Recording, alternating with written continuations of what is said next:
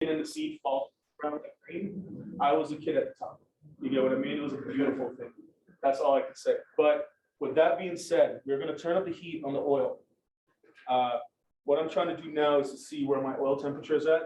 The reason why I'm not going to bring out a fryer to these form of events is because individuals like yourself who are at home and not in the restaurants do not have a portable fryer in your home. So I'm going to cook the way that I would cook at home, the way my grandmother would cook at home, the way I expect you to cook at home. That's basically that. So we brought some copper pots with us. We halved it with oil, and we're going to let it heat up to temperature, basically. So you're going to heat up your oil to around 350 to 400 degrees. If you have a temperature gauge at home, please feel free to do so. Don't do it the way my grandmother would do. She will just take some cold water and like stay far and toss it in. I will not be doing that. That woman was a dangerous woman. That's all I can say. But Miss Betty was a different breed. You know, she came from a different generation, especially when you can travel from a country to another country on a boat. You don't know what the hell is going to happen. That's a lot of trust right there. I don't have that much. I like certified answers, you know? So we're going to put some of our batter right here. We're going to drop a scoop of our batter into this other batter right here. So this is going to be a chickpea falafel batter that we have on the side. Now, the reason why we're using the chickpea falafel batter rather than the potatoes, it's because your chef arrived at 5:30 and potatoes take at least an hour to boil. And unfortunately, I'm not in a professional kitchen where I can boil water in 30 minutes. So I brought something else as backup just to make sure that we're all good. All right. And where you can get these little packets, and you can actually get pre-made Vada mixes at any Indian supermarket. So you can go to any Indian supermarket and you can find Vada mixes. So whether it's a falafel-based mix, whether it's a chickpea-based mix, or whether it's potato starch, they actually have them ready to go. And all you have to do is mix in spices and different ingredients into it. It's just a little bit of water to bind it together. All right. So 1 in 4 copies. Yes, sir. That's good. And there's also Bombay Bazaar that is off of I-25. And I want to say Evans, further up in the Aurora area, but Bombay Bazaar. If you're ever in Aurora, look it up. Also, you look so familiar. I swear, you do. I've been staring at you. I don't know. I've worked in so many different restaurants. You look like one of my past waitresses and front of house managers. My front of house manager looked just like you at the kitchen next door. It was amazing. It's amazing. But yeah, so that's going to be the way that we go. Now, to give you an idea of how I made this, right? So we took some mustard seeds. Could you give me some mustard seeds in a bowl, if you don't mind? This helps you. 4 minutes? Seriously? The potatoes are 4 minutes out, guys. That's a good thing. So you may actually have 2 different forms of vada today. Do you mind? Right? Okay, good. So there you go. All right, now I'm going to kind of walk around and show you all what I'm looking at. Is that okay? Yeah. Okay. So what we did was, even with the potato mix that we have, as well as the pre-made vada mix, we took some mustard seeds and curry leaves, and we heated up in the oil until the mustard seed starts to pop like popcorn, as well as the curry leaves start to pop and get out all that moisture. Okay? So this is what you're going to be looking at. Hi. Did your mom enjoy the sandwich? Yeah? How was it? Yeah. So this is what it is. So the tiny little seeds are mustard seeds, and then the other ones are curry leaves. So what I'm showing you is the uncooked curry leaf, and then what it looks like inside of the oil once it's gone. What are the leaves on top? Those are curry leaves. Oh, okay. So yeah, we basically, do they release oil? they do. They release a lot of aroma and a lot of oil outside of it, and it basically gives everything flavor to give that everything. So curry leaf, and then this is just cooked as well. And this is one of my favorite ways of cooking Indian food. This is some of the way my grandparents taught me. It just gives you the idea. It brings in the deep flavors into it all. Hello. How are you? There you go. So rather than having you come up here like kids on Monday, I'm just stretching my legs today.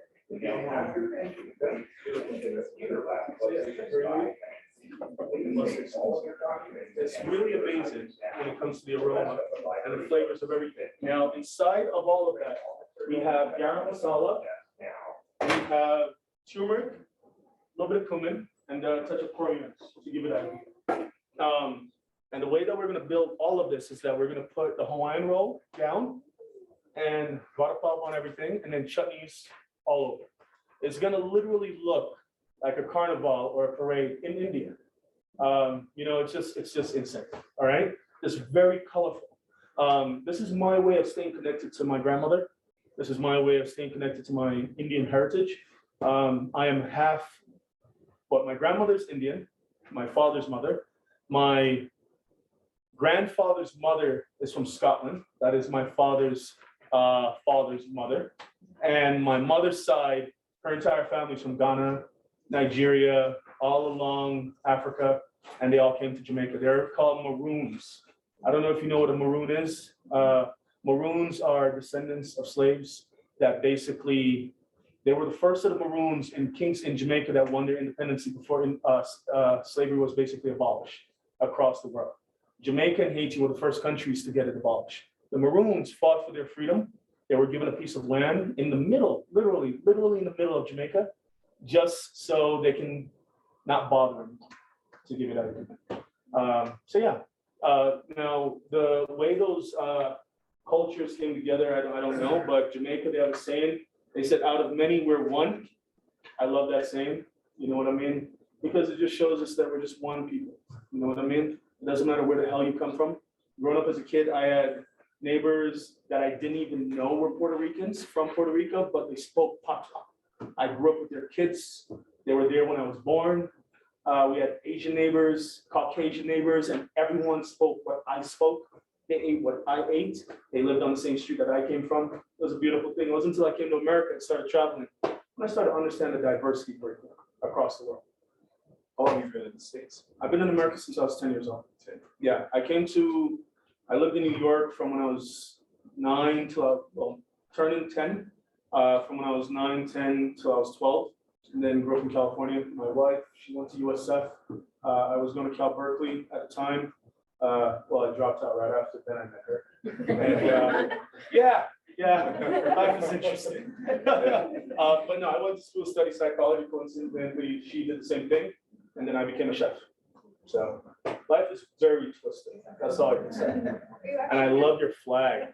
Oh my God, that is awesome. Do you see the Jamaican flag? See the Jamaican flag there? Okay, all right. On that note, everyone, the oil is definitely starting to heat up.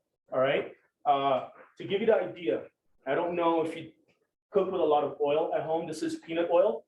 All right. Peanut oil and grapeseed oil are considered high heat oils. All right. You can do a lot of frying. You can bring up the temperatures to above 400 degrees, and you will get a very low smoke point. It will not burn on you and not put you in danger, to give it an idea. Okay. So we want this to come up to at least 370 degrees. The way that I can tell is just the heat. Whenever you can go an inch or two above that oil and feel that heat as if your hand was in it, to give it an idea, that's where you know you're in the right place. Or you can be on my grandma. I would not suggest that. All right. All right. Now on that note, I'm gonna run and grab some stuff. I'm gonna play some music. If you wanna just walk up and check out what I have on the table, please feel free. But I will be back in like 5 minutes. Okay? Talk to me. Is the blender for show again? The blender is for show. Yeah. It is. It's here to make me look pretty. She called it out yesterday as well again. She was like, "Are you gonna use it all?" I'm like, "No." It's all good. But thank you for pointing that out. It makes me feel good. But with that, yes, sir. Talk to me. What are we making the hibiscus drink? The hibiscus drink. I did not bring the hibiscus drink. I apologize. So, no, my wife, I'm not gonna blame it on her, but it is on her. So she was diagnosed with gastritis over a year ago. She ended up losing over 100 pounds in 1 year. This woman, beautiful woman right here. We had to switch her complete diet, take her off a lot of carbs, a lot of starch, a lot of unhealthy fat, and she looks amazing. Now they said that it's completely gone, but every now and then, too much acidic food, like bringing her out on a Sunday night to have ceviche and tequila, is probably not the best idea, right? So I did not get to make it, but I promise you I will. Okay, give you my word. Hibiscus. So what sorrel is, to give you an idea? Sorrel in Jamaica is what we call it. It's a hibiscus drink. It's made with dried red hibiscus. We boil that down with cinnamon sticks, nutmeg, clove, star anise. And then when it comes off the heat, we sweeten it with molasses, brown sugar. And that's the virgin side of it. Then we dump a bottle of rum inside of it for the adult level. A little bit of Appleton rum. Only thing I can tell you is it's literally Christmas on your palate. It's literally dangerous Christmas on your palate. You'll be very happy by New Year's. All right. Okay. How's that going? All right. Turn on some music as well. Everyone, I'll be back in 2 to 3 minutes. Okay. And please, I want you to ask questions. I want you to once you try something. If you hear something that you don't understand, please let me know. This is not a class. We're just all hanging out. You're here to just see someone that you've never met before. Teach you. I mean, Right. You did meet before. It's good. Huh? Yes, sir. We will. We will. But other than that, everyone, I'm honestly honored to be up here. I personally love the high country. We've been in Colorado now for over 10 years. And we've been a part of the Salvation Army disaster relief team for a good period of time. When Grand Lake had their fires, we were up there. We've always been across the state. We've fed Fuda Canyon. We've fed over 20,000 people across the state in the last 3 years through our charity programs. And the only thing I can tell you is we love this state. So it's always an honor to continue to meet individuals throughout the state. It's such a beautiful area, quite lovely. That's all I can say. Awesome. Driving down the street and seeing all those hearts on the poles, it blew my mind. I pointed out every single one. But yeah, we're gonna get going and then we're gonna start rocking, okay? All right, thank you. Please feel free to look around. Take your time.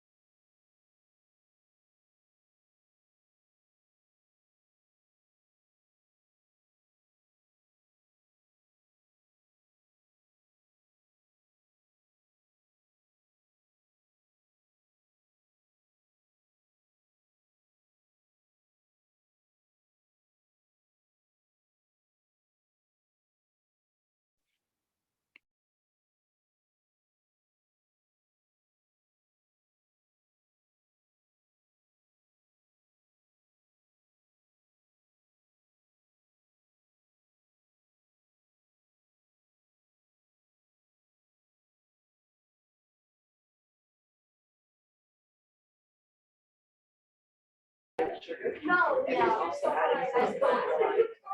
Is it a strong taste or is it? You say strong? Okay. You wanna Cool. try it? No, I'll wait. No, but I'm good. I don't care if it's strong, it's fine. Yeah. Oh, no, it's a very interesting one. Okay. Because like I said, it's a pink, but it's like this brown that comes out of it, but it's very acidic. It's sweet. And then we also have some tortillas and turmeric here too. And it's that, oh, so this is a Vada that does not have potatoes in it, just potatoes. So this has chickpea flour and falafel mix, and a little bit of potato starch and chickpea. Basically, it's a chickpea twice. Yes, you did. But that's what it's inside of here, but potatoes inside of here, Brian, 3-4 minutes? Okay, and I'm gonna give you 2 different versions of the vada pop. Basically, that's what you're gonna have tonight. Now, as I said, the vada pop mix that I didn't have, I wanted to bring in something in case I kind of knew potatoes were gonna be a little bit of a trouble. So I wanted to kind of give you something that you can start out with right away. This vada pop mix you can find at any Indian market. And Bombay Bazaar is where I purchased this one. But any Indian market, it's all across. And just like you said, There's one, you know which one I'm talking about, it's off of Drake and Shields? Yeah. I promise you, you'll find vada pop Yeah, mix. sure, I've been in there before. It's amazing. And you can also go inside of these places and you'll find tamarind chutneys already made. You'll find mango chutneys already made. And then you can go home and manipulate it if you want to, or at least get it, try it, and then go from there. You know what I mean? But you can go in there and literally just build a full meal. But this is, for me personally, the first time I had meat, I was 9 years old.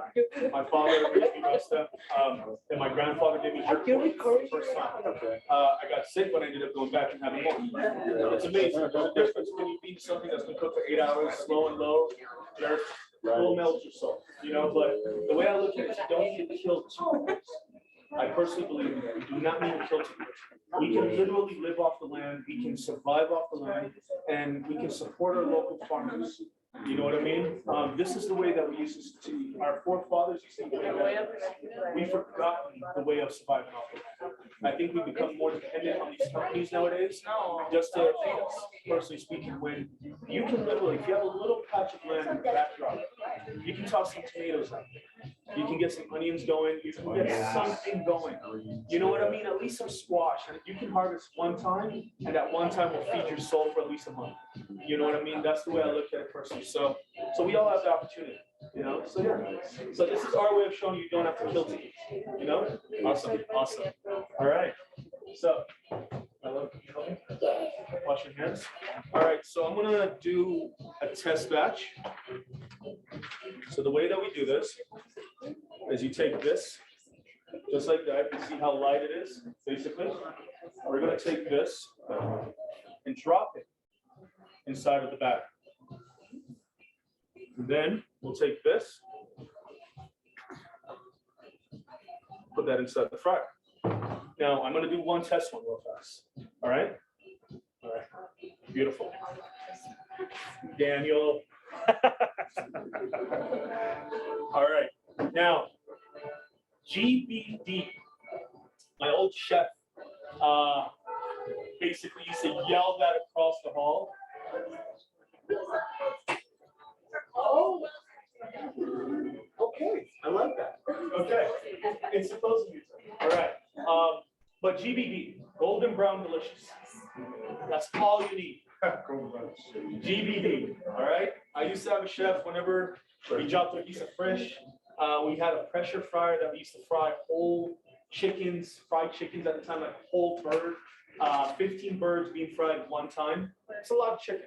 And he'll just walk up to you like, GBD, and walk off. And you have to make sure it comes out that way. Bless you. All right, so golden brown, delicious. That's all we're looking for, okay? Brian, sheet pan, paper towel on it to strain. The oil. Yes, that's right. So the potatoes must be done. So Brian is gonna mash the potatoes. He's gonna toss in the oil with the mustard seeds and the curry leaves that I told you, that we heated up. That's in the same thing as this one as well, all right? That's just gonna give it, the mustard seed and the curry leaf is the authenticity of a Vada pot, all right? Now, keep in mind, if you don't have mustard leaves and curry leaf and you just want to fry a piece of potato ball and a chickpea batter and put it in a Hawaiian roll, you can do so. You can definitely build something comfortable. Always remember that. I think, personally, I look at recipes as guidelines. You know what I mean? They're not something that you always have to follow because someone else wrote them. So why cannot you manipulate it and change it into something that you want? You know what I mean? That's the way that I look at it. So if it's a little less chili powder, if a little less paprika, if it's a little bit more curry, if it's a little bit more acid, a little bit more heat, go ahead and do so. It's your palate. No one is allowed to tell you how to eat and how to enjoy something. You get what I mean? My wife is a great cook. She Good. follows recipe. Like, See, straight I through. respect And I always bounce, you know, add a little bit of something to it. it. See, I respect it. I respect both sides, but what she's doing, it allows her to have the freedom to do whatever she wants. Yeah. So she can add a little bit more cinnamon, spices, or not, and still get what she wants. But I respect the discipline inside of you. As a chef, I have none. Yeah. But if you ask my baker friends, they have a lot of discipline. They get up at 3 o'clock, they're in the bakery by 4, they have bread out by 5. I don't know how they do that. I don't, all right? Now, what we're looking for in here, you see how this is right now? It looks like a potato. It's okay? It's a little bit of a ball, right? Okay, now you two were here yesterday. I'm gonna have someone else get a sample of this stuff. Is that okay? Okay, all right. She didn't have to sample last time. It's okay. You didn't? She didn't. Okay. We need to make sure we fix that. Okay? All right, now, what we're looking for is, we're looking for that fry. Now that we know that the oil is heated, I always drop one in to test. It's my grandmother inside me. Whenever we did fried chicken, she'll drop a leg. And then that leg comes out, it's mine. But she makes sure the oil is good. So we want to make sure it's where it should be. And as I said, I could have brought a fryer here that had a temperature, but I wanted to cook as if you were cooking at home, okay? I wanted to show you that you can do the same exact thing. Being a chef, it's literally just a bunch of squeeze bottles and spoons that separates us from home cooks. That's all that it is. And maybe a little bit more thought. But for me, I didn't go to culinary school. I've been cooking ever since I was a kid. When me and my wife got together, I had to learn how to reboil water, and I burnt a lot of rice. She can tell you that. I burnt a lot of rice. I've cooked rice in how many different ways? I can cook rice with my eyes closed now, and I'm gonna stand behind my back. You know what I mean? But thank you for being my guinea pig. You know? But with that being said, the only thing that separates a chef from a home cook is literally squeeze bottles and a fancy spoon. That is it. There's nothing that's there. You know what I mean? Everything that we do inside of these restaurants, you can execute in your home. And you have this little one right here cooking dinners every Monday for her family. I think that is fascinating. You know what I mean? Continue. All right? All right. Now, I would like for you to continue over here and put out plates. All right, Brian? You remember those small plates that they had? The small little bowls that we found yesterday? Where are those? Thank you, sir. All right, now, just put them all across, and then we'll get it going. Now, I'm gonna send out one sample. Just let me know what you think. Cool? Are you? Okay.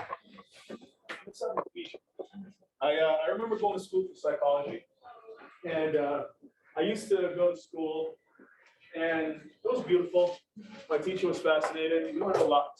I had a friend who went to Iraq, his older brother, and when he came back, he was not the same individual that was in middle school and high school.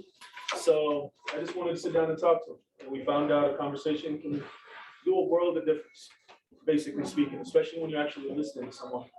And so psychology was my way of going about that. Now, food has become my other. I have to be quite honest. I believe just a beautiful home cooked meal. It could be a toast with butter, egg, and bread. If it's made with love, it can taste like the best thing in the whole world. I have to be quite honest. So that's how we try to move about this. You know what I mean? All right. So normally, a lot of individuals like to toast their Hawaiian roll. I'm indifferent when it comes to that. Hawaiian roll, personally, for me, I enjoy it just straight. Now, you can toast it to add a little bit of texture, but you already have texture. You see where I'm coming from? So you want something a little bit soft to kind of absorb everything. You know? Now, obviously, palates are different, and you may decide to toast it. That's your prerogative. You know? Yeah. All right, so with that, we have GBD. Okay? This is it right here. That's it. All right? All right. Now, take that. And you can hear Brian and they're working the heck out of that. All right, so now we're going to take a little bit of chutney.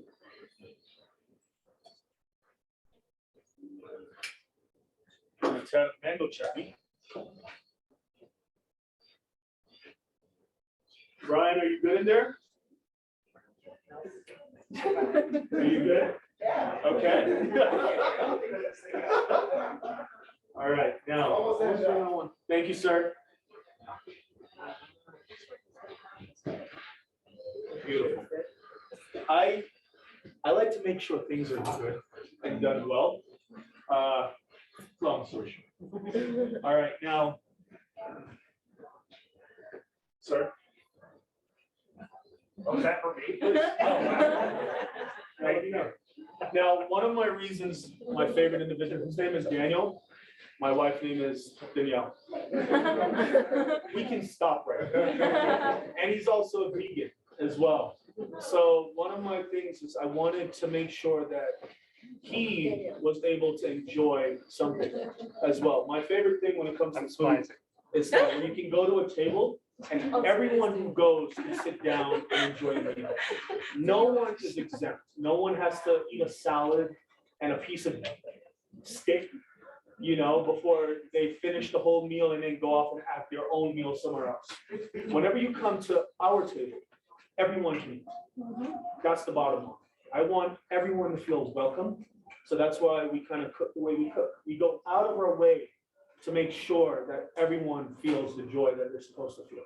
You know what I mean? One of my favorite dishes that I like to make is my vegan mac and cheese. We make it with butternut squash. So we take butternut squash, we roast it down after cutting it two, take out the seeds, a little bit of oil on the inside, roast it inside of the oven. When the meats get tender, scoop out the meat and cook it down in some coconut. Okay? And a little bit of turmeric or curry powder. And I don't know if you ever know what nutritional yeast is.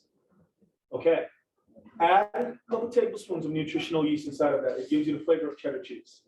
So butternut squash, coconut milk, turmeric, nutritional yeast. It is amazingly good. That's all I could say. And then you put that over some quinoa pasta, and I swear you're in heaven. I swear. Then toss it in the oven to bake at 45 minutes for 350. You're even more in heaven. If you can't tell, I'm a little fat kid. Do not mind me, all right? Are we good? Okay. Now, is the garam masala inside as well? Thank you, sir. All right. Well, you can leave the bread in the pack because we're going to slice. Bring them to Brian. Brian, start slicing bread, please. Go. Here. I want you to slice 30. Please. Cool. Thank you. All right, everyone. So, you mind if I bring it around and show you the difference between a potato? Yeah. Okay. So, I want you to see the difference between the potato and the chickpea. Okay. This is a potato. That's a chickpea and falafel. Okay. Now, forgive me. I'm a very hands-on individual.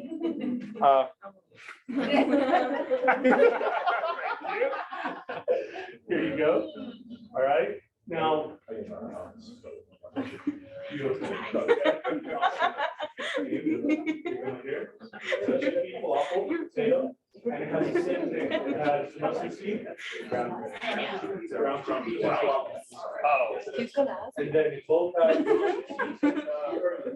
heat it up and toss inside, okay? Just to give you the idea. Go. Beautiful. And the other one. All right. So, Daniel. I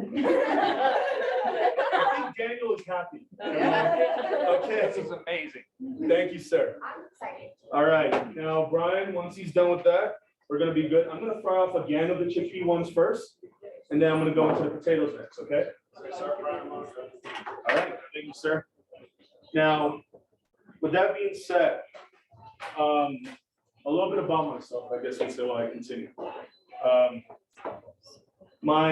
When I came to America, when I was 19 years old, went to Cal Berkeley for psychology, grew up in California, dropped out of school, started cooking in Belize, started cooking in Montego Bay, met my wife.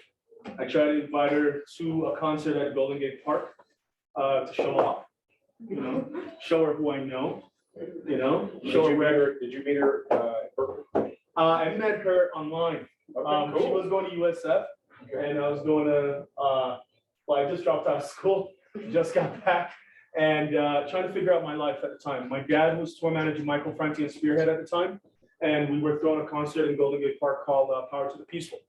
Ziggy Marley was performing at the time. I invited her backstage. Ziggy Marley was standing right next to her. She did not know who the heck he was. Not one bit. You can ask her. Not need to put you out there. I love you. But she didn't know who Ziggy was. And it was like, okay, I'm in for this one. But the only thing I can tell you, it's been a beautiful journey. You know what I mean? We've cooked in some amazing restaurants. My wife came out here to join me.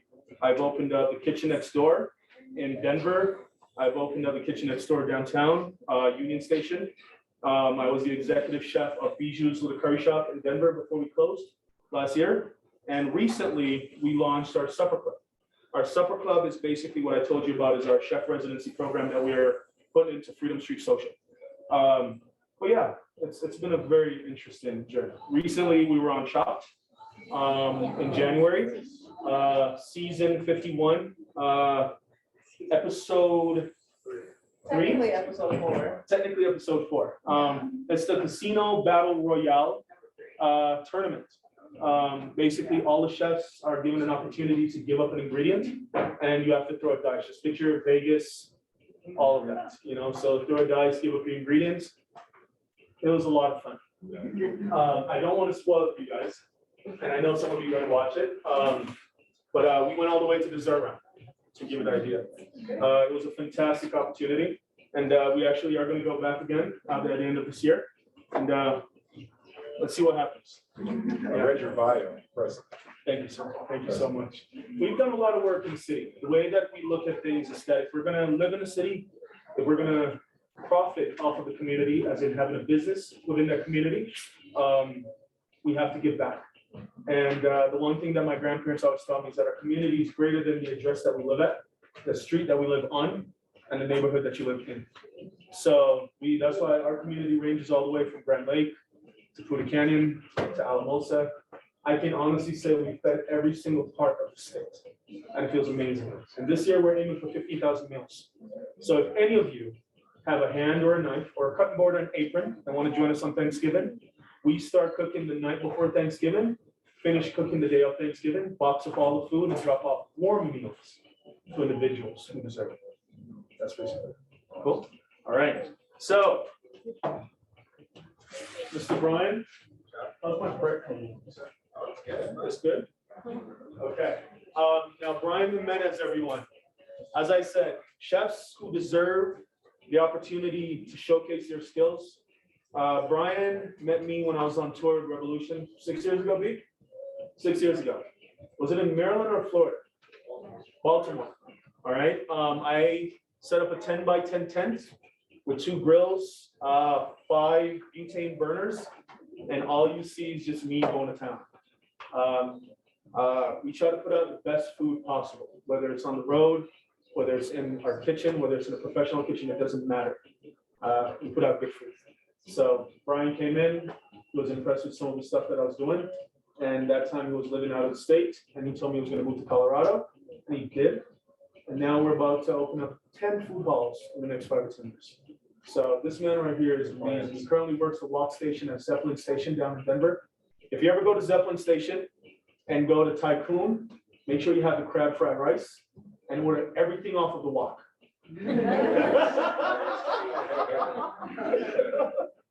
All right, it is. But no, now I have questions for you guys, if you don't mind. All right, any of you have any Caribbean background? No? Okay. Have any of you been to India? Okay, neither have I. We're gonna go on there. All right. The reason why I'm asking, just trying to see the connection to what I'm making. All right. Have you ever been to the Caribbean? Yes. You have. Okay. What part of the Caribbean are we talking? I've been to the Caymans a few You have? times. Yeah. I've always wanted to go to the Cayman Yeah. Islands. You should. Yeah. I've always wanted A to lot of go. Caymanians, obviously, Oh. Jamaicans Sure. there, yeah, and had like authentic jerk, Oh my God. chicken. And Cayman Islands is amazing. Yeah. For if you're Trump or Bill Gates, you have probably most of your money there. But other than that, the Cayman Islands is gorgeous. It's this tiny little secluded island that, what, 1 airport on the whole island, if I remember correctly? Yeah. Yeah. One runway. It's insane. It's one of my favorite places. My mom has been there, my dad has been there, a lot of my friends have. Beautiful place. Now, where have you been? Where? Where's that? It's east of Aruba. Okay. Okay. That sounds amazing. She lives there, she talks to her. Did you? How long were you there? I'm sorry? 2 years. Well, I hope that it was well to you and you were well to them. That's beautiful. That's gorgeous. Well, Dawn, I tell you, one of my favorite things about just being a Jamaican in Colorado, having a dad who was a tour manager. I've traveled this globe at least 7, 8 times. I've had 2 passports stamped out before we were 17. My old man was a major traveler, and whether it was the Fugees or, as I said, Spearhead or so on, I was a tour bus kid. I was homeschooled until I was like around 13, 14, and I was a trouble child. That's all I can say. All right. Now, I did. So I have a very weird story about Lauryn Hill, but Lauryn Hill, my old man used to, oh God, tour manage them. The Fugees when they first came out back in the 90s. The 1998 No Way Out tour with Puffy, 112, Little Kim, Busta Rhymes. We were working that concert as well. Lauryn is a beautiful woman. Let's make it clear, but we all have our troubles. When you have me drive you an hour and a half north and then tell me to just turn around and go back for no reason, I have a problem with you for life. I may forget, but I will not forgive. It was a lot. That's all I can say. But no, I was supposed to be a tour manager, to give it an idea. There's a reggae group called Morgan Heritage. Hey, hold on. Dude, could you play some Morgan? Please. Play some Morgan Heritage, please. Yeah, man. Morgan Heritage. It's a reggae band. They've won numerous Grammys.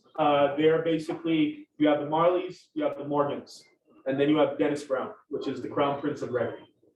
Morgan Heritage is a beautiful family. Their father was in music. They grew up in Brooklyn. Kids like my brothers who had Jamaican parents, like my dad, and they always went back home. Their music is completely different. Is this them? Good. Morgan Heritage, hold on. Brian, let me see your phone. Let me see. And this is cable. All right. I'm gonna play this one of my favorite songs. Okay? Just listen. So I toured with these guys for over a year as their tour manager, everywhere from all of Europe, all of the Caribbean, South America. That's when I met her. I was actually about to go to a flight to St. Thomas. And after disconnecting in California, I was on Yahoo Messenger and I saw her name and I'm like, who the heck is this person? I sent her a message and she said it was me. And then when I came back to Colorado, I invited her out here and she did not leave. She only brought enough clothes for 1 week. It pissed off her parents. All right, now you wash your hands, wash some gloves for me. Brian, once you're done, gloves, and then I want you to come under and start and chuck these on everything. Cool? Everything, all the way across. Make it look colorful, sir, like your soul. Forgive me. It's a beautiful thing. Food, for me, food is a beautiful thing. Food is the way that I found my voice. I have to be quite honest with you. I was a very shy young man growing up as a kid. This is my second set of dreads. And not trying to make anyone feel sorry for anything. My first set of dreads, I cut them off because of just how I was treated. You know, dreads back then weren't as cool as they are now. So it took me having to build the confidence to grow my dreads back. First set of dreads, people used to tell me they're going to turn me upside down. I was a tiny little middle schooler before I grew and started playing rugby. It's a difference. But no, it's my first set of dreads. I cut them because there's emotional issues, you know, whether you were being teased because of your dreads or calling a cobweb or whatever. But kids are horrible. That's all I can say, right? You're gonna keep them now, right? Oh, these are going to be kept. Yeah. These are hers. If I do anything, if we get a divorce, she's taking them with her. So yeah, now you come over here. I want 2 Hawaiian rolls on each plate, and I want curry aioli on the bottom of each plate. Please and thank you. All right. Now we're gonna start building some out, and I want to just start sending you some food. Okay? You want food? You sure? I'm gonna start with the youngins first. Is that okay? I don't want them to attack me. They were here on Monday and I told them to come back today. So thank you. All right.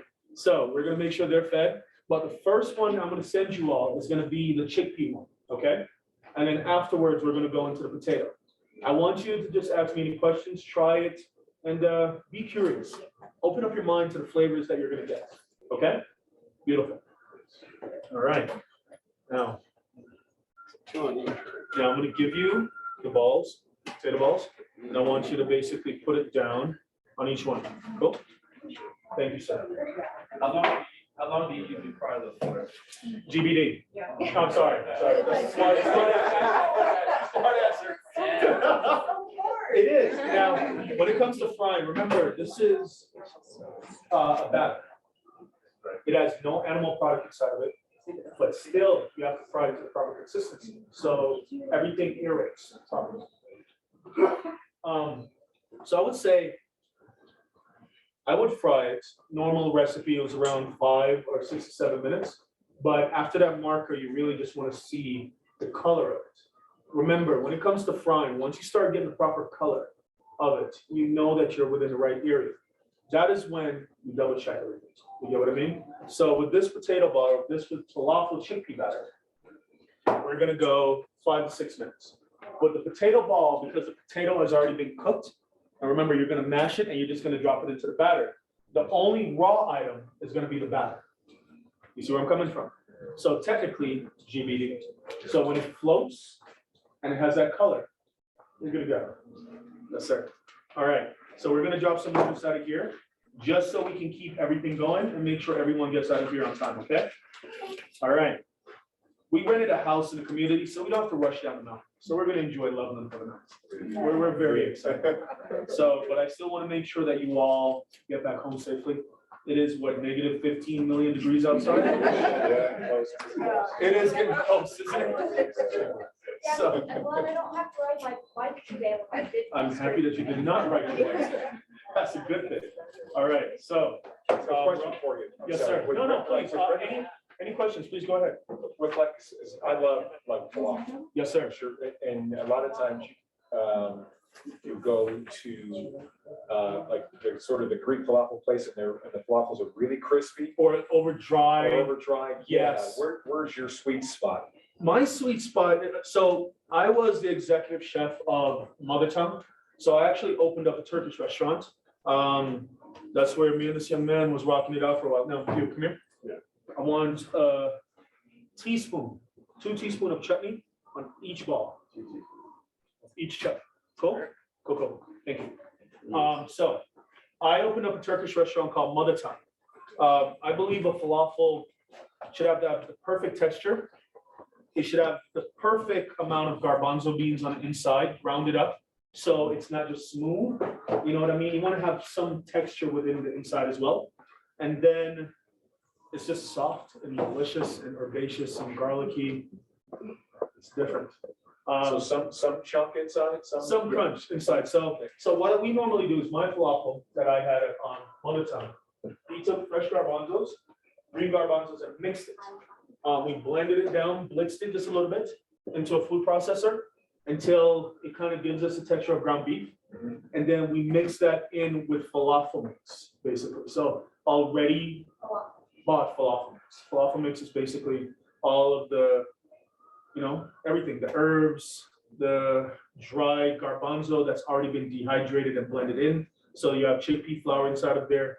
And then we basically mix that with the mixed garbanzo beans that we just did with additional garlic. And then we take parsley and herbs and we blend that into some water. And we use that to hydrate it as well. We continue that year. I think falafel should also have the right color. I've seen some falafel come out looking brown and a little yellow. A falafel should be green. It should have some form of green tint towards it. It should have herbs in it. That's one of the best things about it.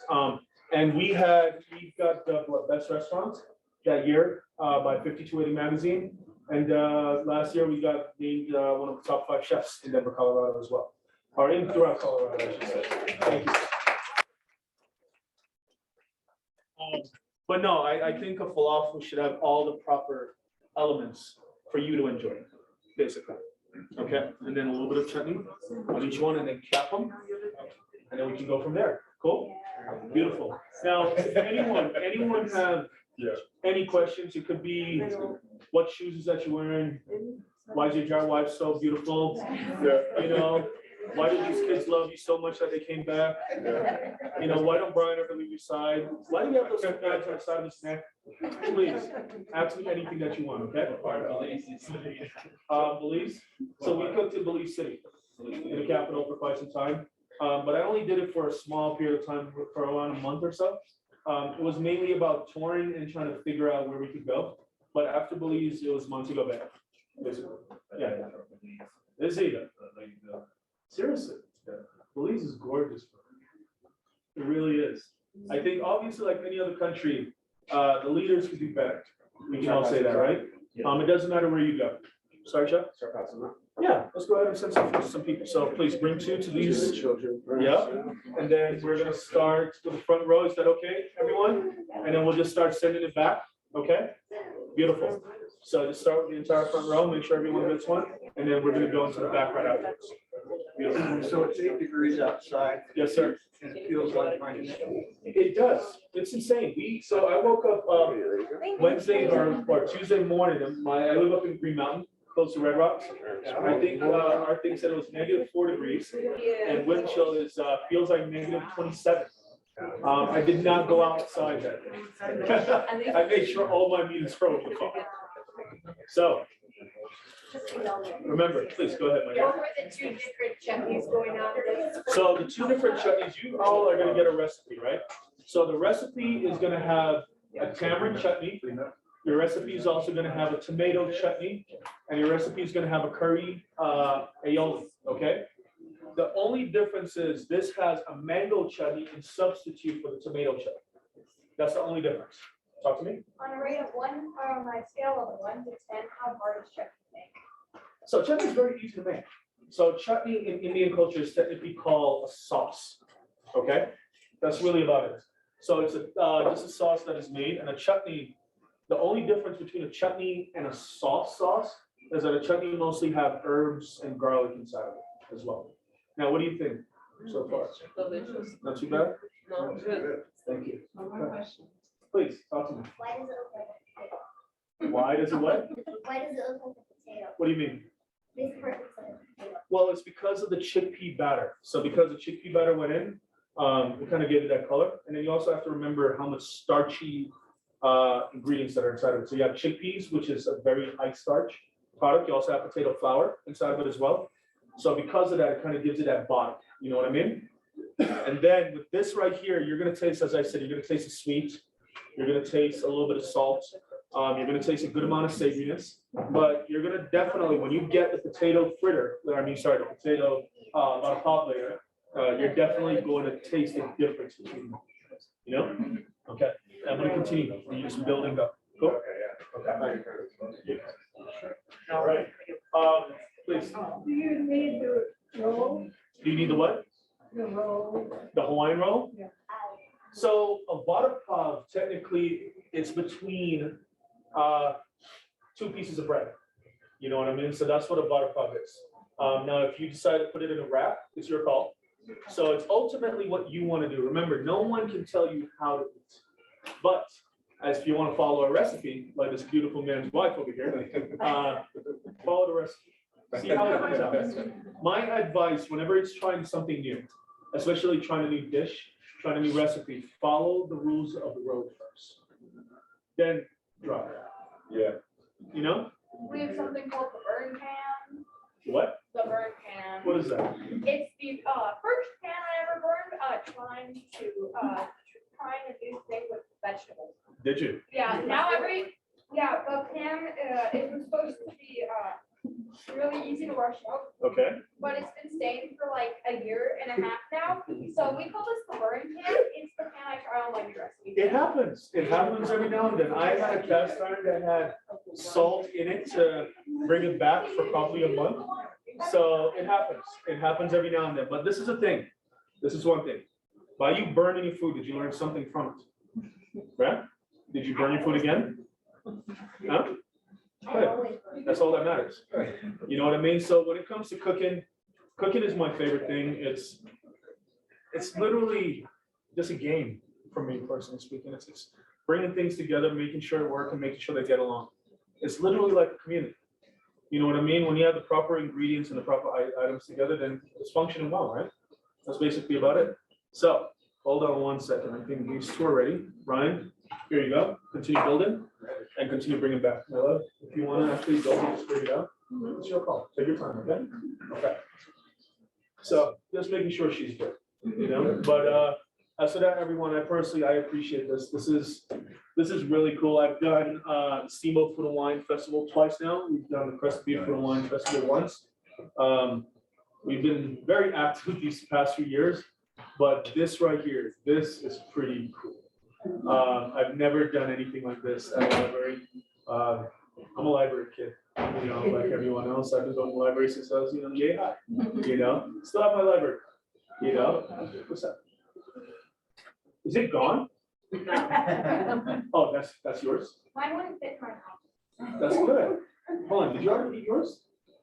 No? Where's yours? That's it? This is how is it? Okay. It's absolutely. The sauce is a little thick. Be careful of how much mango chutney you're using. Oh, I'm having a great time. I'm a saucer. Okay, how was it? Not too bad? You liked it? You planning on doing it? She was stealing mine. I was stealing her sauce. That makes me so happy. At least you're stealing sauce. That's good. Okay, continue doing that. All right. All right. Now, we have the rest of this, which is the chickpea ones going in. Now, I don't think we may have enough, but we shall see. All right. But either way, everyone is going to have a Vada pot. All right. I want you to make sure you just try it. Be open to the flavors. Be open to the experience, and open up your mouth. All right. Right behind. You good?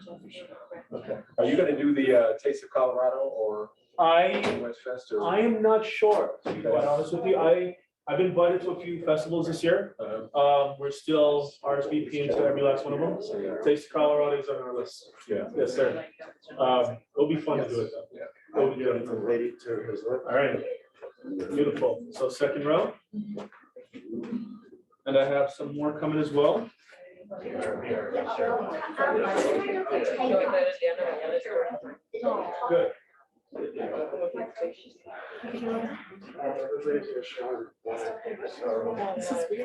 All right, and I have 4 more coming. Of the chickpea falafel, okay? Yes. Okay, so yeah, husband and wife. Yes, ma'am. All right, and then husband and wife back there. Someone right here. I think everyone here is. All right, good. Good. I'm always upset at myself when I can't feed everybody, so don't mind that. All right. But I want you to continue trying just dig into it, and then grab their plates. The plates that have already been used, grab them, send it to them. Okay. On the 2 seconds.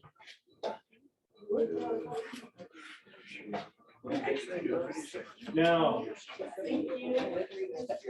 anyone in here is a vegan or vegetarian other than Daniel? My You dog. are. Okay, are you a vegan or vegetarian, sir? Vegetarian. Are you? How long? 3 or 4 years. Yeah? Yeah. That's a beautiful choice. I respect it. Now, is it difficult for you? No, I actually worked at a meat packing plant for 3 years. That's why I'm vegetarian. So you understand? Yeah, okay. Okay, I respect that. Years, but it was tough. Yeah?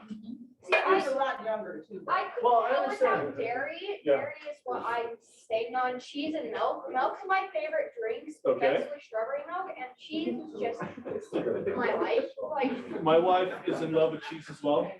I'm pretty sure cheese is her second husband. cheese is my life. Yeah. You're adorable. I have to say that. Being a vegan vegetarian, it's not the easiest thing. But if you know what you're doing, you can eat well just like everyone else. You know what I mean? You have to remember, we were herbivores before we were carnivores. Yes. My mom's friend has to go vegan for dietary reasons, so we're learning new recipes for that. See, that's a good thing. I like that a lot. Huh? No, no more about it. I'll make. All right.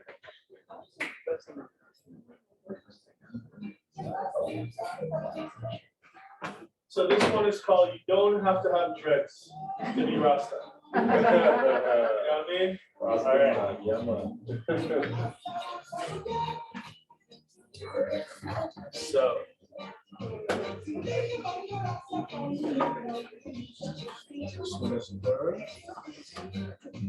Always remember GBD. GBD, golden brown delicious. That's it. That's all that it is. All right. 4. Here we go. Cool. Beautiful. We have 5 more coming your way, guys. And afterwards, the rest of them will be potatoes, okay? And as for those who have already tried it, what do you think? Not too bad? Good. Well, that's my point. And do you miss meat at all? Eat this? Right? You don't miss it. You're not even really thinking about it, right? Because all of those areas on your palate, sweet, savory, salty, everything, all those needs have been hit, correct? So because of that, you don't think about a bloody piece of meat, or a piece of fried chicken, or a tempura fried piece of shrimp. Am I trying to entice you? You know. But my point of it all is that you don't have to kill to eat. That's basically that. This is the whole point of this, and with Daniel being up here, I wanted to make sure that we brought a dish that he could enjoy as well. I appreciate that. Thank you. I got you. I didn't know you were gonna bring your brother. Surprise. I got you. I enjoy it. But no, everyone, this really is a complete outlet. I know it's negative 1,000,000 degrees outside, but at least all of us are inside here warm and comfy, right? And I hope everyone who's outside is inside. That's basically that.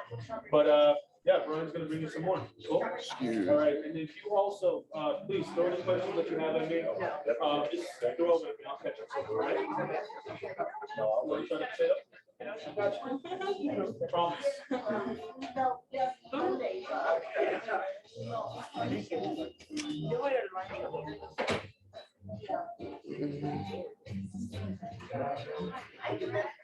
Now, how many of you traveled to Loveland to be here tonight? Thank you. Thank you so much. How far? Okay. How far is Fort Collins from here? It's like 30 minutes? No. 20 minutes? 15?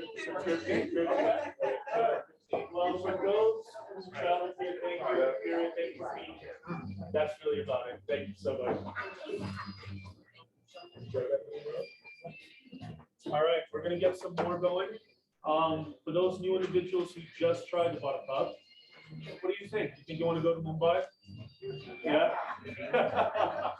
Same here. Same here. One of my other favorite street food. Yeah, go ahead. One of my other favorite street food that they do is that they take chickpea batter and they fry it. It's like a funnel cake inside of a batter, or inside of frying, and they basically toss it in oil after it comes out and just bathe it in oil and honey. Talking about coconut oil and honey. It is one of the most delicious things I put in my mouth around this area. It is just amazing. It's crispy and chickpea, and it's just glazed in this honey mixture. It's, you don't want it out of your mouth, and you don't want it to go down. Forgive me. So, yeah. All right. Beautiful. Now, since we're in town for a little bit tonight, I do have a question for you all who are in Loveland. Where's a good place to go grab a bite to eat? Where can you suggest to a chef? Right, chef. Please. Door 22? Maybe, better Yeah? All right. Henry's. Okay, I'm loving this. You don't know you're sitting something wrong. I'm a big fan of this right now. Okay. Well, I'm gonna listen to everything. You know, it wouldn't mind. We're gonna grab a bite of it, right? All right. Oh,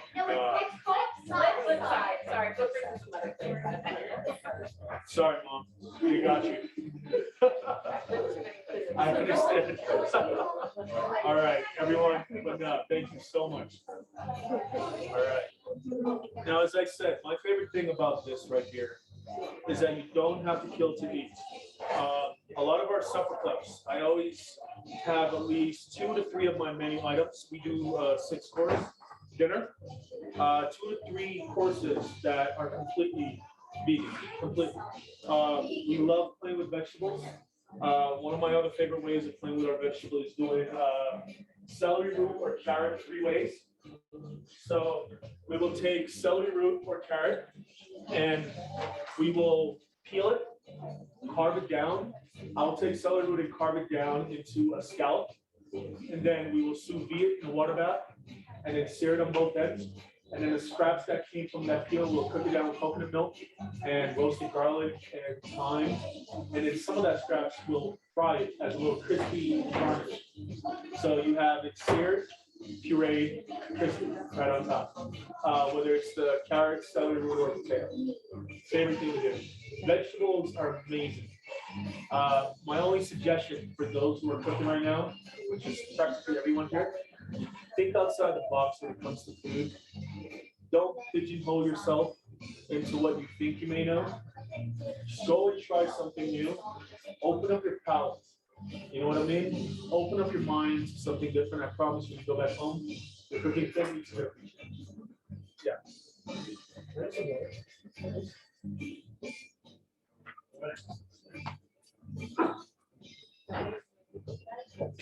Everyone, my beautiful wife.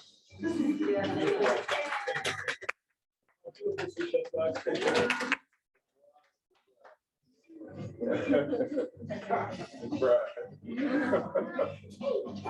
Don't mind me, I'm full. I believe in a kitchen. We need to have fun. If you can't be yourself, then why are you doing it? You know, we've always had a saying, love what you do or don't do it at all. We take it very seriously here. So our kitchen is ran a little bit different. All right. Now, has everyone tried a Vada pop so far? Who has not tried the Vada pop? I hope there's no hands. Okay, good. Then that makes my heart very happy. Okay. All right. 23.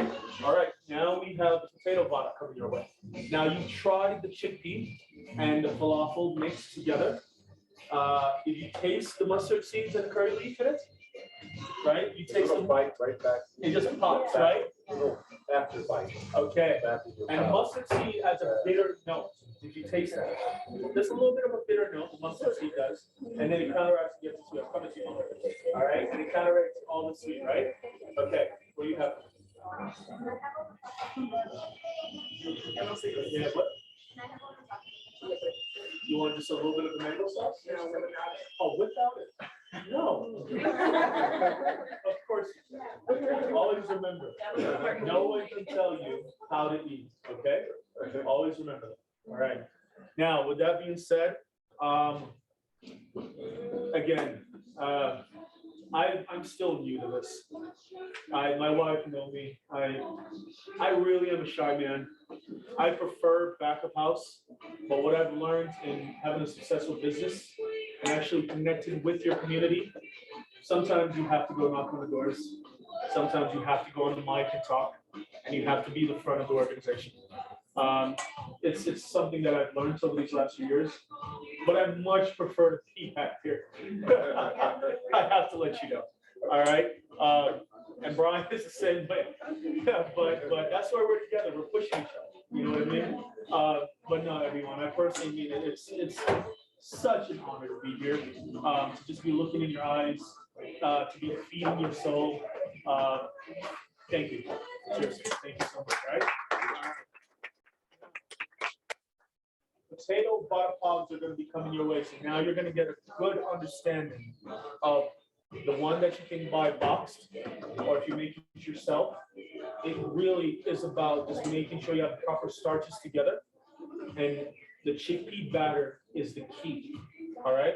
Now with the chickpea batter, you can put in a little bit of chili powder inside of it. You can put in a little bit of paprika, smoked paprika inside of it to kind of give it a darker tone, more of a reddish color. You can add a little bit more cayenne to add heat to it, so you don't have to add heat outside. So remember, cooking, it's literally just a guideline. Do not take my recipe and think that you have to follow every single one, okay? Don't be afraid to just tweak it a little bit, okay? You can even have some tomato powder. Tomato powder is something that I recently started playing around with. You can find it at any spice store. Tomato powder is delicious. Toss a little bit of tomato powder inside of this one, okay? All right, babe, you ready? Let's get it. Bored. Oh, bro. Don't tease me. All right. Oh, Amy, you're so gorgeous. $23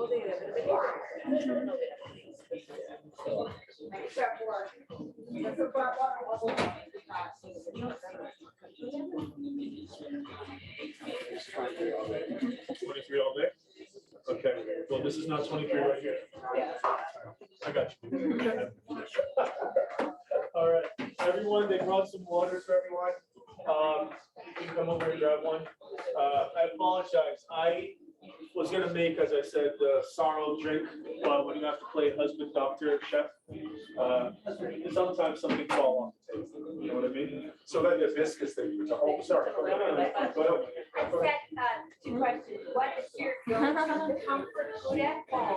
And when you have your dear friends over, what is your favorite thing to serve them? So, my favorite comfort food. So, after we get out of here, I already know what is gonna make me happy. Chips and salsa. Okay. I'm a very simple man. That's awesome. It's Like amazing. chips and salsa all the way. It's very simple, and it's, you can travel with it too. But chips and salsa. After leaving Jamaica, I grew up. My dad, we grew up in New York. I remember the first thing I ever tried in America. It was a taco. It was the first thing I put in my mouth when I set foot on this land of yours. All right, it literally was a taco. It was a tempura fried mahi taco with a cabbage slaw on top, and they charred jalapenos and put it on this. I've never seen anything like this in my life, and I ate every bit of it. And then they had chips and salsa on the side. And I looked at my dad, and my dad was like, just try it. And they had queso. I don't like queso. My wife loves queso. I'm fine. I'm gonna get some queso. It's too cheesy. No joke. But chips and salsa is my go-to. Now, whenever our friends come over, what I like to make, curry chicken. Not to be quite honest, my grandmother's curry powder is always there. I went to live with my grandparents when I was around 2 years old. My mother still had a lot of growing to do, like all of us did, right? So I went to live with my grandparents, my father's parents. So I lived with my grandparents from when I was 2 until I came to America when I was 3. And yeah, so when I think of food, I think of my grandma. I think of my granddad. Curry powder. If I start burning some curry powder right now, I'm pretty sure Miss Betsy's gonna walk in here. I feel like I see her whenever I make curry. Whenever I make curry, I just smell it. I see her. It's emotional. That's all I can say. So curry is the one way of me connecting with my friends, my family, and showing them where I come from. And curry's delicious. Over some coconut basmati rice, you know what I mean, with a nice pickled carrot, some charred vegetables, and then you have a nice chicken curry that is just on the side. It's colorful, it tastes amazing. That is my way. My other one to do is grilled snapper. So I love taking whole red snapper and cutting it open, stuffing it with kale and onions and tomatoes and garlic, and we season it heavily with black pepper and salt and a little bit of my jerk spice. So we have a jerk spice that comes from my mother's mother, from the maroon side of our family. And we just season it heavily. We wrap it in banana leaf and foil paper, and then roast it in the oven. And the only thing I can tell you is you wouldn't want to leave my house after this. Okay. Sorry, I check on my wife every second. She probably gets annoyed on it, but it's fine. All right. All right. My love, you want me to pass these out, please? Okay, so this one is gonna be the potato butter, okay? Now, I want you, please remember, try to remember whether it's the nuttiness of the chickpea, right? Whether it's the herbaceous of the falafel mix that is inside of that mix, right? Because it's a little bit more herbaceous, it's a tad more garlicky. See if you can pinpoint the difference between a potato and so on. Go. This time, let's actually, once you finish with the front row, start from back and come front. Cool? We're gonna switch it up. So we're gonna do the front and then come back. Cool? Beautiful. All right, let me grab some more gloves. Then we'll go. All right. So who start home, Danielle or you? My wife, so my wife is not allowed in my kitchen. I'm joking. She rents it every now and then. She makes an amazing lamb burger. She also makes an awesome chicken parm. Her tzatziki, she makes from scratch. She's an amazing woman. She knows how to cook. But it's my kitchen. I'll rent it to her every now and then. But she does know how to cook. I love when you cook. Let them hear your voice. I like to cook, just random things. I'm the kind of person that follow a recipe well. She really follows the recipe to the T. Yeah. So I made like lasagna, chicken or eggplant parm, special burger, sauce, things like that. She's also an artist as well. She does a lot of clay work. She draws, she paints. She'll put together a 10 million piece puzzle in 2 hours. And she's also a lefty. She's a very smart individual. Sorry. Yeah. She's a different breed. Whole different breed. Oh my God. All right. So potato butter. The ones who have tried it. What do you think? Not bad? You're gonna save yours? I'm gonna give you one more. Yeah. You should. How's it, Mom? I like the chicken ones or. Do you? Falafel, yeah. Okay. It's still good, it's just like. Different. If I had this one first, I'm like, yeah, this is great. Yeah. And then. I respect that. Thank you. So you're able to tell the difference, basically. Okay. What do you think, sir? It's good. Yeah? I think I probably like the chickpea better. The chickpea one better with the falafel mix? Yeah, it's almost like you're eating chicken or something. Because of the herbs and the garlic that's inside of it, as well as the chickpea. The nuttiness of it gives it a whole different texture. Remember, it's a potato butter. You get what I mean? But when you have the falafel mix and that chickpea flour that comes in, you have a lot of herbs, dried herbs, so whether it's oregano, thyme, rosemary, all of that is inside of that dried chickpea mix, as well as garlic powder. So because of that, it's good. But you can also enhance this as well. So you can add all those additional flavors to this as well. But as I said, Indian market, any Indian market, I would suggest the Vada Pav mix. If you have potatoes, try it this way, right? But if you want to try it in a nice, quick way, just the way that I just did, go to the Indian market and pick up some Vada Pav mix. It's very simple. I love it. Find one of the boxes for me. It should be back there.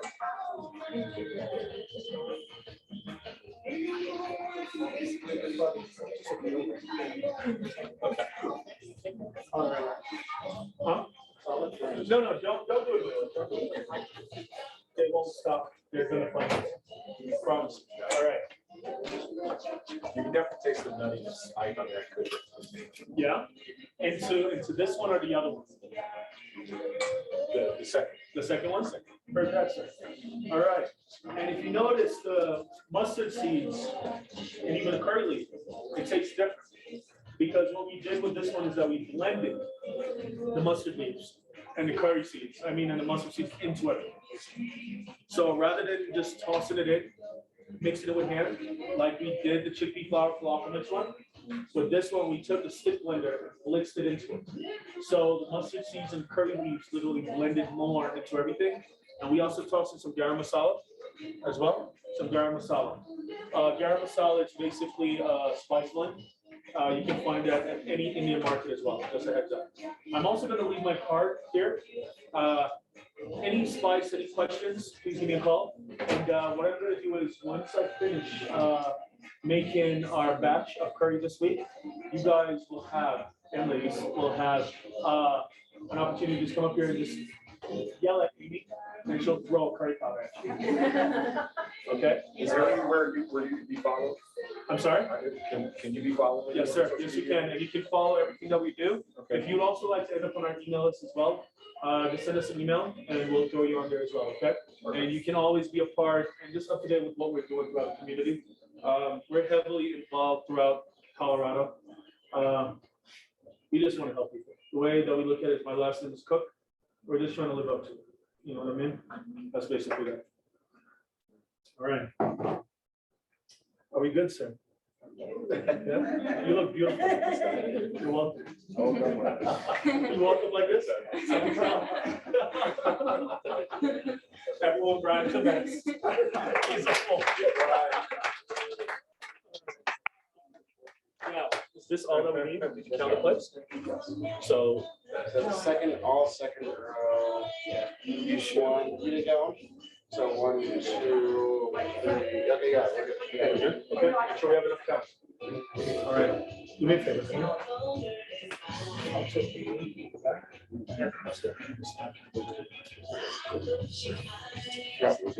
None? Thank you, Brian. Thank you, sir. All right, now if you have any more questions, toss them my way. I'm only gonna feed you now. Talk to me. You're in the back. Can I go back to the vegan mac and cheese? Yes, please. You can go back to yesterday if you want. It's all good. Come back and make macaroni and cheese. I can. Amy, invite me. I'll bring up some ingredients and we'll rock it up. Promise. Yeah.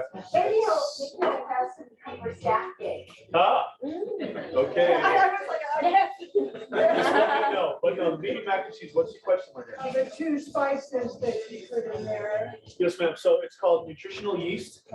Nutritional yeast is, I wish I literally dropped off a tub in my storage today to create space for Brian to come. I'm sorry, don't make Brian.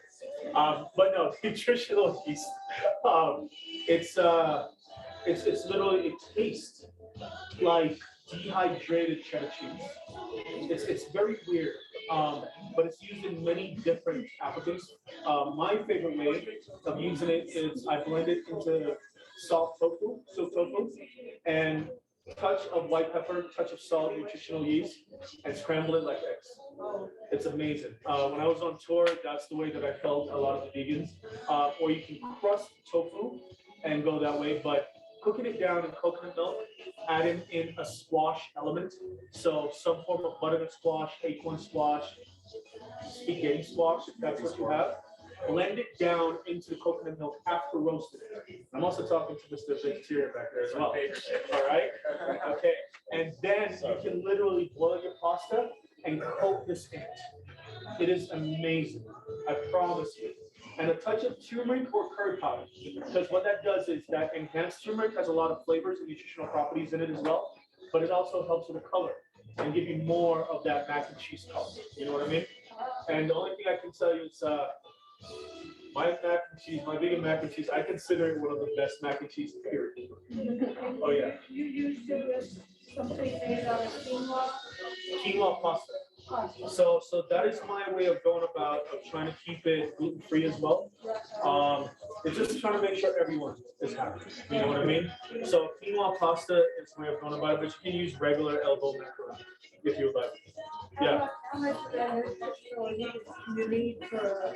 So for a can of coconut milk, I would say regular can of coconut milk to one whole butternut squash to 2 cans of coconut milk,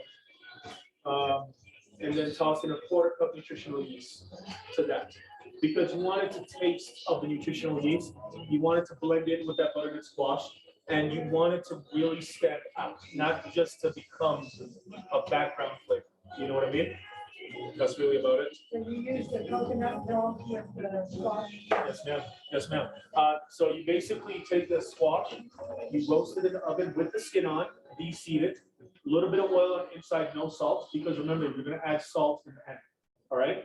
And then you just roast it in the oven, meat side down, so it steams on the inside as well. And then you scoop that out, put that in the coconut milk directly, and just blend it together with curry or turmeric and the nutritional yeast with lots of garlic. There's never such thing as too much garlic, right? Right. Never, at least not for me, never such thing as too much garlic. So you blend that together and there you have your cheddar cheese. It's amazing. I'm gonna leave my card. If you have any questions, feel free to let me know. If anything, I'll send you the recipe. I got you. All right. You good? So I want to Okay. thank everybody for coming. This is actually a really special night for us. This is our first indoor night program since February of 2020. Wow. I thank everybody for making it special this evening. And again, I hope that you guys came, experienced great food. Everything I have ever eaten from Chef Cooke has been phenomenal. And I hope that you enjoyed yourself this evening and look forward to more programs. If you like the cooking aspect, we do have a Cookbook Club. And we also have our podcast where we have coming up, and I'll let Daniel talk about it. Yeah, on an episode that's coming out next week, I was able to talk to both Ashley Reeder, who's a partner with our Cookbook Club, and she's in research and development with Snooze Restaurants. And she also brought in a special guest. His name is Virgil Dickerson, and he started this company called Cream Kimchi. And he basically delivers kimchi that he makes all over the Front Range of Colorado. And that's KREAM, Cream Kimchi. But we had a great conversation. Based down in Denver. He's in Denver, yeah. He's a really interesting guy. And we talked about Korean cooking. That's going to be the March cookbook, is the Korean vegan cookbook. So yeah, you can look for that podcast. You can find it on anywhere that you stream podcasts or on the website. You guys keep the website up to date. We do. Okay. We keep the website up to date. We will also have kits Thank you. so with the Cookbook Club. We select a recipe and then we provide you resources for things that you may not have at home. 6 balls. In this case, most of the things you have at home, for the Korean cookbook, we'll have like goji, brown vinegar and things like that. You can take the kits home, we'll have a recipe, you can cook it beforehand. You can come and talk about your successes and your failures with the food and everything. And that is March 9th. And that is right now virtual, because again, like I said, this is our first, we've had book clubs, but this is our first big program since March 22nd. In fact, we were a little rusty on how to do this. Wanted to see how it went.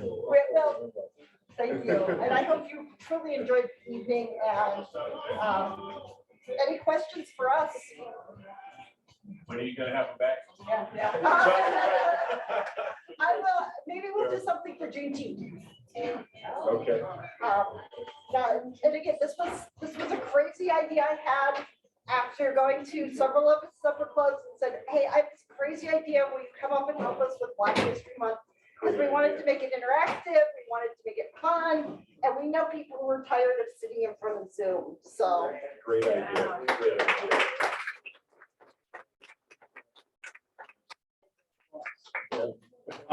But no, everyone, oh, please. Sorry, so I wanted to ask you again, so you talked about the ingredients in the sorrel drink. I looked it up online and it says sugar, but you said something else. I use molasses and brown sugar. I'm not a big fan of granulated sugar. I'm trying to actually get away from sugar, period. So we use a lot of natural sweetness, so honey, agave, molasses, it works wonders. Especially for that drink, the molasses adds a bitter note to it, and the brown sugar just adds it more in-depth flavor. You know what I mean? So it's just gonna taste completely different. And then I would suggest rum. I wrote down the Appleton wrong- rum. Definitely wrote that. Appleton rum. Okay. Highly suggest that, yes, definitely. I will say that I had the drink a week ago Monday on Valentine's Day. We did a Yes. fabulous dinner, a labor of love, we called it. It brought in all of its pay attention, the other chef that was cooking with you. Chef Taylor West is amazing. He's amazing Yes. as well, and they offered it, and everybody's like, well, it's a alcoholic, and he's like, no, but you cannot tell. It was fabulous, so. It's completely different. Sorrow, it's a deep drink. It's a deep red drink. Sorrow, if you get it on your clothes, it will stain your clothes, to give you an idea. But the flavors of it, it's amazing. And it's also good nutritional wise as well. It's good for pregnant women. It's good for men who are trying to have kids. Sorrow, hibiscus specifically, hibiscus, it's just good for you in general. So growing up the way that I did, that's kind of the way that we try to cook. We try to make sure that if you're gonna put it into your body, it's gonna do some good. Not just feed you, but feed your soul at the same time, you know what I mean? Feed your mind, your whole body have to feel fed, have to feel nourished, you know? So that's the way that we go about this. Yeah. But we have a couple more. Would anyone like a second one or anything? One, two, second, anyone? If there's one to spare. Okay, yeah, all right. Beautiful. All right, awesome. We're gonna send some of you guys this way, all right? But on that note, we're gonna turn up this music and ask me any questions. I think all of you have asked all the questions that you probably thought of, but again, thank you. Thank you for having me. Thank you for sending your picture.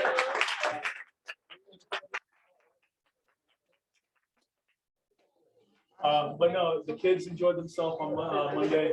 The parents are here. I feel honored. My man. You already said this. How can we eat more of your cooking? Like, what restaurants are you running? I'm gonna put my card out and my wife's as well, but I am opening Freedom Street Social. So if you go to freedomstreetsocial.com, you will see a little bit of what we're trying to do in our Vada. This is gonna be the first food hall of its type. I'm putting a chef residency there. I'm also gonna have a breakfast concept there called Breakfast Club. Not like a movie, but because of my supper club, breakfast club. To give an idea, I'm gonna bring in a lot of the dishes that I've made throughout my years in this business. One of my favorite is our breakfast wrap. It's a kofta breakfast wrap. It's insanely good. We take kofta, which is ground lamb or ground beef. We make a kofta patty out of it with pomegranate molasses, lots of herb, lots of garlic. It's kind of like a Turkish meatloaf, to give it an idea. Then we cut it into tiny little slabs and we put it on a flat top to crust it. So you get this amazing crust on the outside, this meatiness on the inside. And we take fingerling potatoes and we boil fingerling potatoes in a garlic bay leaf broth. Then we smash it, roast it in the oven to dehydrate it a little bit. Then we drop it in the fryer. And we toss that in a dill za'atar spice blend. So you get this crunchy, salty, sesame herbaceous potato to go with this amazing crispy kofta patty. And then we serve it inside of a wrap that only goes to us from Raquelitas Tortilla. I used them a couple years ago at the Steamboat Food and Wine Festival. So Rich is the owner of Raquelitas Tortillas. It's downtown off of Larimer. He has a tortilla that he blends in agave juice into it and a little bit of honey into it as well. And it has a sweetness to this tortilla wrap. And we wrap everything inside of here, and then we make an egg omelet with a coconut hollandaise sauce. It's a fake hollandaise sauce. I want everyone to be happy. And it's the only thing I can say is Sounds ridiculous. you want to marry me right now. That sounds. Yeah. But no, so you'll be able to find and have my food every day, starting April in Arvada. And yeah, I'm honestly looking forward. Our second location is in Grand Rapids, Michigan, if you're that way. And our third location is in Chicago, Maryland, Houston. It's gonna be a busy life. That's all I can say. But no, please. Please tell me the thing that you're still gonna do social club, supper club. I am. Supper Club will never go away. My favorite thing about what's about to happen up starting April is that you've never seen anything like this in the food industry, in the restaurant world. Just like how they have the music residencies in Vegas, where they bring in all these amazing acts with these beautiful towns, give them a month or two residency, and they can go on. This is what we're about to do for the restaurant industry. We're going to take care of their food costs. take care of their labor costs, and the chef gets cut a check of $6,000 for the month that they're there, $1,500 every single week. And all they have to worry about is just cooking their food. Or if you're a chef that's been established like myself, you can come in and test out concepts. But I want the chefs who are coming up like myself. I want the chefs who are trying to build their brands and trying to build themselves and connect more with community. That's basically it. So I have chefs coming in from Brixton, London. I have chefs coming in from Venezuela. I have chefs coming in from Ghana. I have chefs coming in from North Carolina, Kevin Ruiz. I have Chef Renelle, which is an amazing sister. Beautiful Black woman that's coming from Nashville. She does a cross between Caribbean and French cuisine, which I find to be genius, to be perfectly honest. We have some amazing chefs that are coming. We have some James Beard winning chefs coming in from Atlanta and North Carolina as well. It's gonna be beautiful, bro. Very beautiful. But we will be there 7 days a week. Brian is gonna be the chef in that hall. And yeah, I will be the first chef in the hall for the month of April. And I have a very twisted menu that I'm working on. It's gonna make you think probably a little too hard.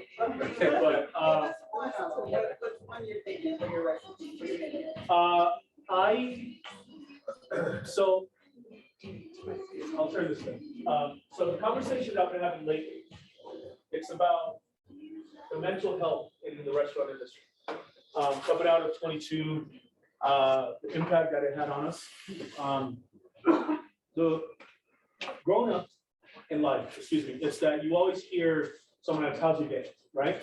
They don't really ask, how are you doing? And their answer, the answer that you give should always be, my day's going great, right? Or it's beautiful, or it's somewhat okay. If you give them a true answer of how you feel, that may ruin their day, correct? That's the way society has somewhat become, especially in the restaurant industry. The individuals, the cooks, the front of house individuals we need to focus more on our people, the individuals within our community. So my food is a little bit emotional. I may have beet as blood. I may have a burnt onion Himalayan ash salt. I may take a piece of bamboo heart, roast it in the oven with agar and beer, and put it on a plate in place of a mushroom. My food is going to be very different. That's all I can say. My food, it's going to be delicious. Let's make it clear. But my food is getting a little bit more emotional, I guess you would say. That's all I could say. It's a good representation of the individuals in this business. You know what I mean? That's all that it is. But I'm very, very excited. And obviously, I'm not going to make every dish a dish that you have to think too hard on. I'm going to have some of my staples there. My maroon jerk roasted snapper. I'm going to have the one of my favorite dishes. It's my curry veg, which is firm tofu. I see you, Mama. Cauliflower and russet potatoes cooked down in coconut milk with saffron, roasted garlic, and my curry powder. It's one of the best curry dishes that you'll have, and you will not think about meat. Yeah, it's really about that. It's going to be a lot of good food, you know? Yeah. One of my other favorites is that we do a sweet potato cinnamon pancake as well. And right now we're working on a souffle pancake, which is a Japanese souffle pancake. So think of a souffle and a pancake in one dish. Basic. So we're gonna have a lot of fun. It's gonna be a whole lot of fun. It's gonna be food that is very thoughtful, food that dishes that we're thinking about testing right now, but also something maybe a little bit more emotional, I guess you would say. Yeah, yeah. But no, Make it you outside all, the box, it sounds like. We have to. Yeah. we have to. This is the way that we fed 20,000 of our fellow Coloradians in the last 2 years, is thinking outside the box. And individuals like yourself, you know what I mean? So that's really where it's at. But with that being said, who has not had it? No one? Okay, so I know you wanted an extra. Here you go, my dear. Here you go, sir. And I think if you need any food tasters, you have some volunteers there. and who would like a second one? Can I have one? Oh, I'm sorry. Come on over. Here you go. All right.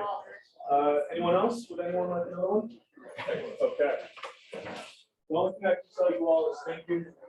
Thank you so much for coming tonight. I'm still working on accepting that. I'm sorry. But yes, I do.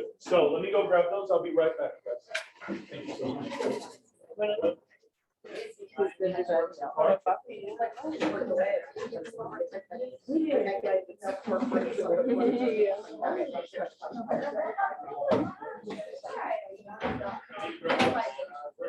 And I'm not sure what the address is like.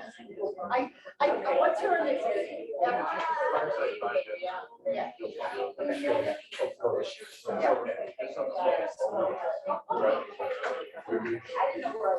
Yeah, how